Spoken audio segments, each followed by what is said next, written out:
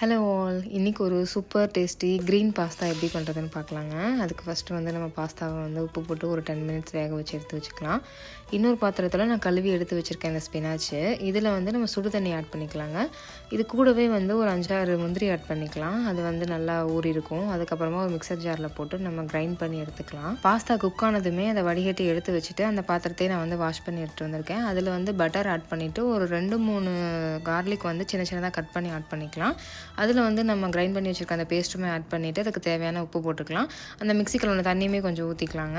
அதுக்கப்புறமா இது நல்லா குக் ஆகட்டும். குக் ஆனதுக்கப்புறமா பார்த்திங்கன்னா நம்ம வடிகட்டி எடுத்து வச்சுருக்க பாஸ்தா ஆட் பண்ணிக்கலாம். இதில் வந்து நம்ம சீசனிங்காக இட்டாலியன் சீசனிங்கு, சில்லி ஃப்ளேக்ஸு, ஆரிகானோ இது எல்லாமே ஆட் பண்ணிவிட்டு அதுக்கப்புறம் நம்ம சீஸ் ஆட் பண்ணிக்கலாம். நான் வந்து இங்கே பார்மேசன் சீஸ் அப்புறம் வந்து சாண்ட்விச்க்கு யூஸ் பண்ணுற 2 தின் ஸ்லைஸ் வந்து ஆட் பண்ணியிருக்கிறேன். உங்களுக்கு இன்னும் கொஞ்சம் லிக்விட் கன்சிஸ்டன்சி வேணும் அப்படின்னா இந்த டைமில் நம்ம பாஸ்தா வேக வச்ச தண்ணியே ஆட் பண்ணிக்கலாம். இன்னும் கொஞ்சம் நமக்கு லிக்விடாக க்ரீமியாக கிடைக்கும். சீஸ் போட்டு ஒரு 2 மினிட்ஸ் நம்ம மிக்ஸ் பண்ணி எடுத்துட்டோம்னா சூப்பரான பாஸ்தா ரெடி ஆயிருங்க. இது வந்து கிறிஸ்மஸ் சீசன் இல்லையா, அதனால் நான் வந்து சரி கிறிஸ்மஸ் ட்ரீ ட்ரை பண்ணி பார்க்கலாம் அப்படின்னு சொல்லிட்டு ட்ரை பண்ணியிருக்கேன்.